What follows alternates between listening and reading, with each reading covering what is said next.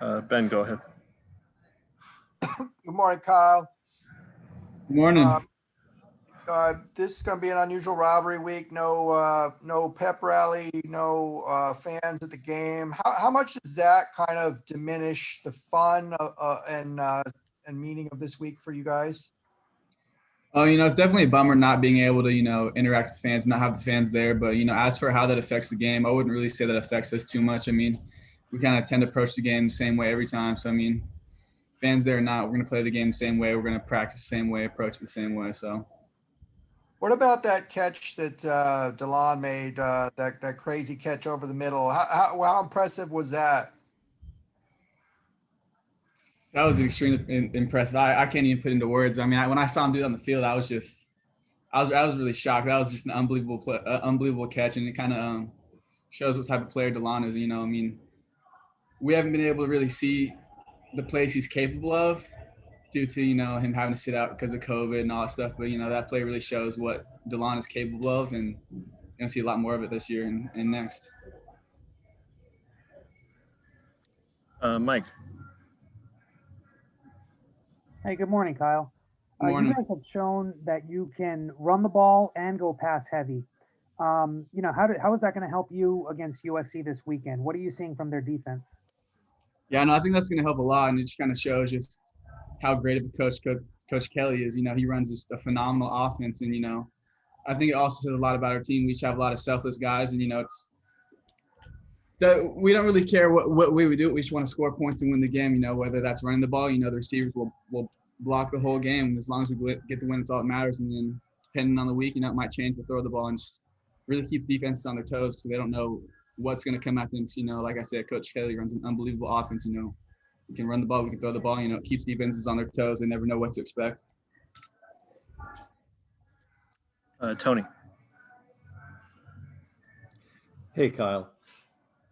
The last year, the two teams put up almost 900 yards combined of offense. It was quite the shootout. I don't know if you watched USC last night or what you've seen in the game films so far that you've watched, but Slovis put up 500 plus yards of passing last year. DTR was just under 400. Are you expecting that kind of shootout again? I'm definitely just expecting the overall great game. I know our defense this year, they definitely stepped up. It's a completely different defense, the way they're running the guys in it. They play with a lot more energy, and they're just overall just a way better defense. I'm expecting those guys to just have a great game this year. And then on offense, I'm expecting us to do pretty well too. Got a lot of explosive players, got great coaches behind us. So, I think it's gonna be a really good game. All right, thanks. Tracy.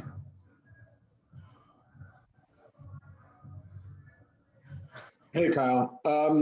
Being 3-2, first time over 500 during Chip Kelly's time at UCLA, do you sense a difference with the players? Is there more sense of optimism, more sense of wanting to go out and work hard at practice than let's say last season? Oh yeah, I'd say overall, it's just it definitely does feel like a different team. Everyone's fully bought in. Each year it's kind of gotten better and better. Whereas like every guys coming out wanting to work hard and practice every day, and now it feels like the entire team is fully bought into what Coach Kelly's program is really about. And we had the addition of Q Knight, who just comes in with energy every day. He kind of pumps a lot of guys up, and we're just able to just come in every day and truly get better every day. Not just say it, but guys are actually really coming in and wanting to get better each and every day, and fix mistakes they had in previous weeks. And I think it's starting to show with us in our record. We're playing well. It's 3-2, which is a little bit better, but overall I'm really happy with how everyone's been playing, and more importantly how everyone approaches practice every single day. Hey, with the state of the running backs depth chart right now, a couple of weeks ago you were playing some running back there. Yeah. How do you feel about that? Were you comfortable doing that? Do you think you'd be ready to do that against SC? Yeah, I was definitely comfortable with it. We have a great coach with Coach Foster. He's able to explain things very clearly and just make it very simple. So, in the game, wasn't worried at all. Just kind of another play, another position. If my numbers call for that to happen at SC, I'd be excited for it. Do you have to do time with the running backs in practice to prepare that week, or could you just plug in? Yeah, no, we definitely would rotate just depending on what the period is. Just, work steps, work time with the quarterback and everything to kind of getting the blocking schemes and everything. So we go over that with Coach Foster. He makes it very easy for us. Did you do that today? Not today. Not today. Okay. Not. All right, just a couple more. Let's go to Ben. Just piggybacking off what you've said earlier, it seemed like the trajectory of this team was pointed upward earlier this year, even before the wins came. But how nice is it to actually start getting some wins? Maybe not just for you guys, but Coach Kelly's taken a lot of criticism. I know you guys signed up to play for him and want him to do well. How nice is it to kind of see him be validated in this way? Oh, it's amazing because like you said, Coach Kelly, he's been taking a lot of heat, and he's a special coach. The way he understands the game and he's able to make it clear to us and just simplify it for us and just make it so easy where it just allows us to go out there and just play so fast. He's a phenomenal coach, and it's a really great feeling not only for us just to have wins, but like you said, for him just finally starting to get a credit for the way he runs this program and just how good of a coach he is. Thank you. All right, let's wrap it up with Rick. Hi, Kyle. I know you guys like to say every game's the same, but is this week a little different than the previous weeks because it is SC and you probably know a lot of the guys on the team? Yeah, I definitely would say I know a lot more guys on the team, but you said it. We approach each game the same each week. We're not looking at the names on the back of the jerseys. Okay, their numbers and what type of defense they run. Okay, they do this, we do this. We try not to feed into all the outside noise of everything and make it bigger than what it is. Because at the end of the day, it's just another game. We want to win every single game, so that's the way we're going to approach this one. Thanks a lot and good luck, man. Thank you, appreciate it. All right, thanks for your time, Kyle.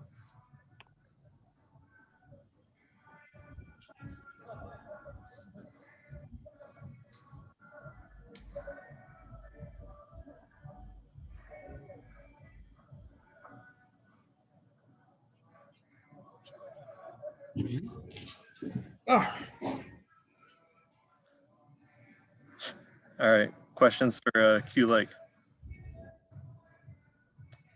Ben, go ahead. Morning, Quentin. Morning. Can you take us through that last play? I mean, it was a crazy play and you came over to kind of save the day. What was your responsibility on the play? Did you kind of have to kind of recover and take us through the whole thing?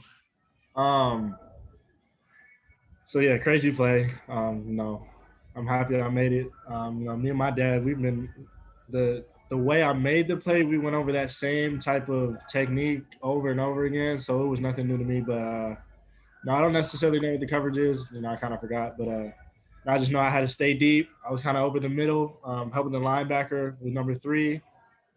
I saw the quarterback roll out. I knew he wasn't going to throw across field. So as soon as he rolled out, speed turn, tracked the ball, went up and made a play. And, luckily it was the game-saving play. So I was happy about that. What did that feel like? You guys both go up. He puts his arms up. You swipe at the ball. And what does that whole kind of blur of a moment feel like? No, it wasn't nerve-wracking or anything, to be honest. I ran through that situation a lot in my head. So when key moments come up in key games, I just go out there and play with confidence. I'm going out there wanting to make a play. It's not necessarily I hope I make the play. It's I'm going to make this play. I'm going to go get this ball, knock it down, win the game. So that was my mindset going into it. And then one more thing, if that play had been a week or two earlier, you wouldn't have been there to make it. Can you take us about those last 2 weeks when you weren't available? Were you in during in one of those kind of isolation rooms, contact tracing situations? Yeah, so it was a difficult situation. Through the COVID protocols, I was just out 2 weeks.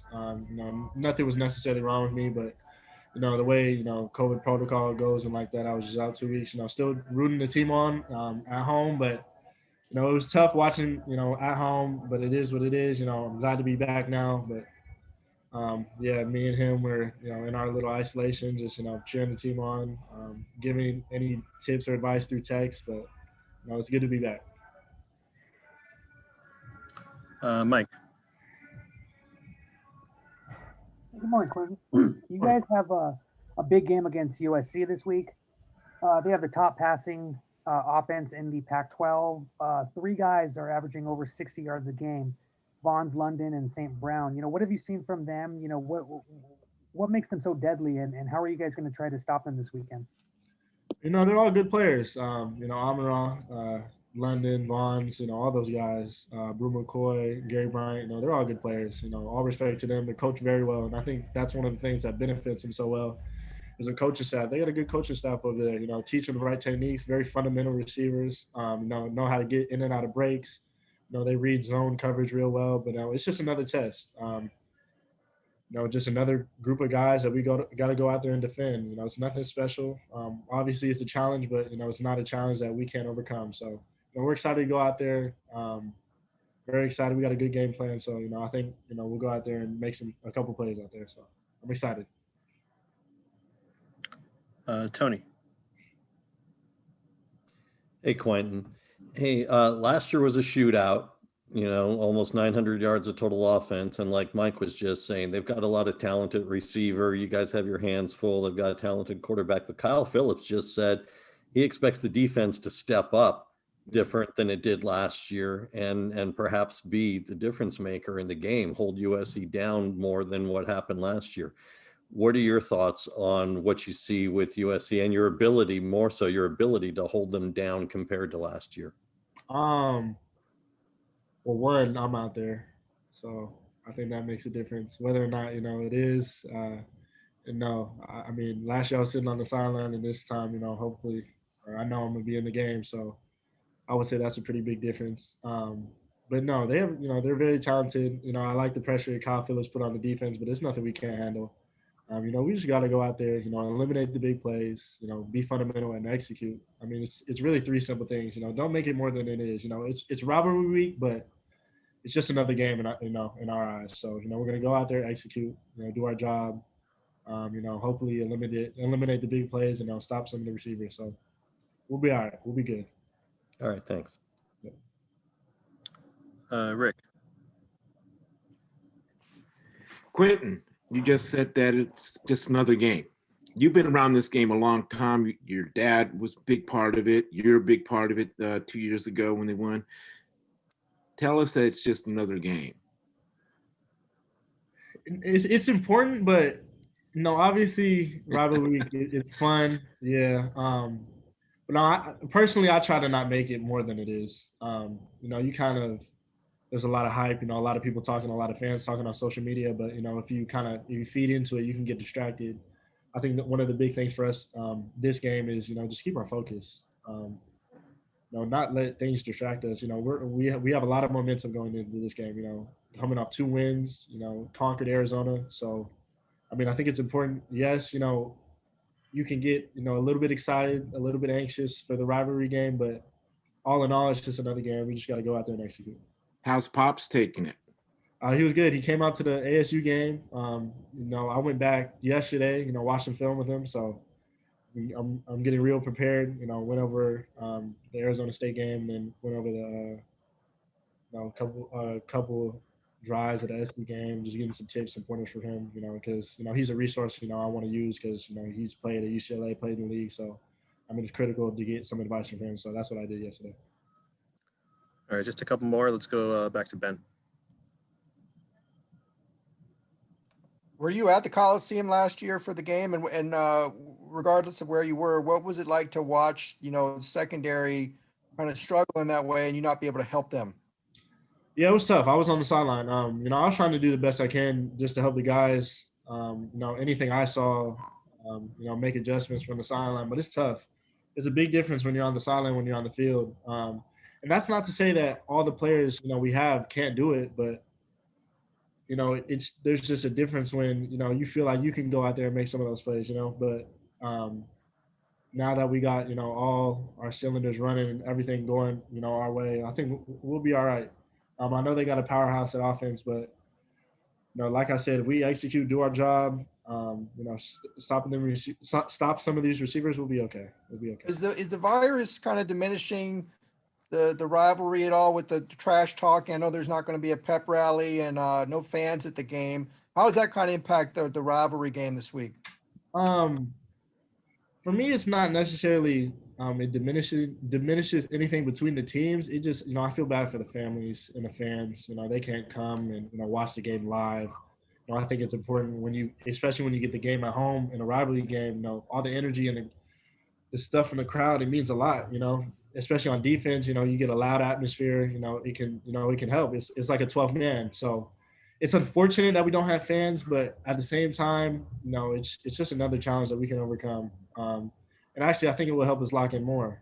It help us really focus on what we need to do and what we need to do to get the win. So regardless of what happens, if we have fans or not, we'll come back to Westwood with a victory. So, All right, let's wrap it up there. Thank you for your time, Quentin. thank you so much.